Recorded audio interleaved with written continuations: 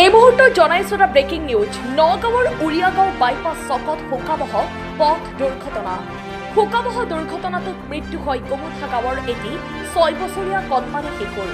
শিশুটিৰ নাম ভাগ্যপ্ৰিয়া শইকীয়া।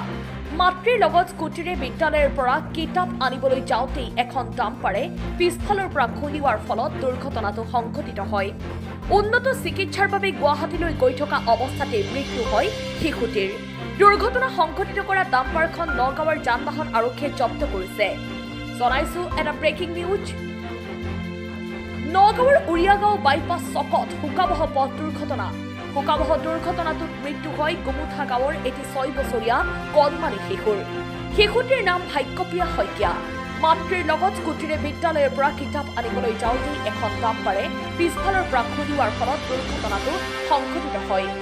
উন্নত চিকিৎসাৰ বাবে গুৱাহাটীলৈ গৈ থকা অৱস্থাতে মৃত্যু হয় শিশুটিৰ। দুৰ্ঘটনা সংঘটিত কৰা ডাম্পাৰখন নগাঁৱৰ যান-বাহন আৰক্ষীয়ে ইতিমধ্যেই জব্দ কৰিছে। ভিডিঅ' জাৰ্নেলিষ্ট মৃণালৰ সহযোগত নগাঁৱৰ পৰা বিভূতি বৰাৰ প্ৰতিবেদন বটদ্ৰৱা লাইভ। কি হৈছিলে ঘটনাটো?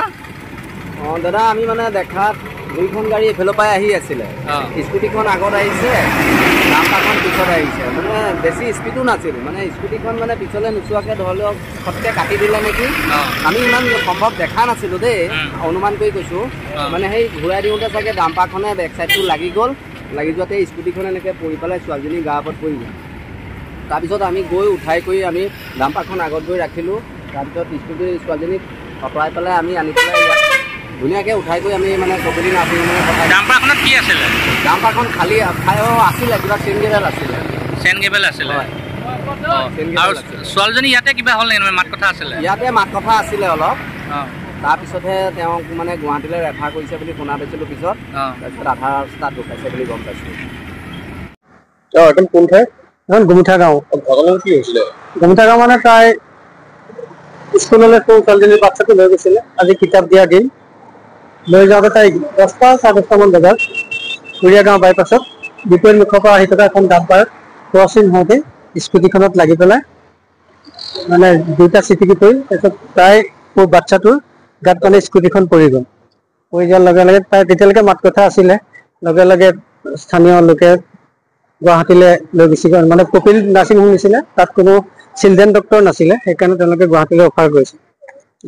গৈ থাকোঁতে বাটতে ৰহা পাওঁ নাপাওঁতে তাই মানে কৈ গৈ আছে যে মা মোৰ ভাল হ'ব মানে ফিল্টাৰ লৈ গ'লা।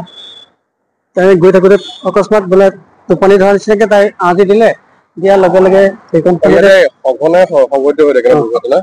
সঘনাই হৈ থাকে।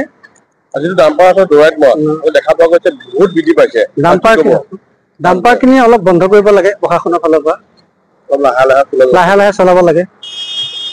আৰু স্কুলৰ টাইমত আচলতে ডাম্পাৰখিনি বন্ধ কৰিব লাগে। যিহেতু সেইখন 10টা 10:30 সময়, সেইটো সময়ত ডাম্পাৰ চলাটো বন্ধ কৰিব লাগে।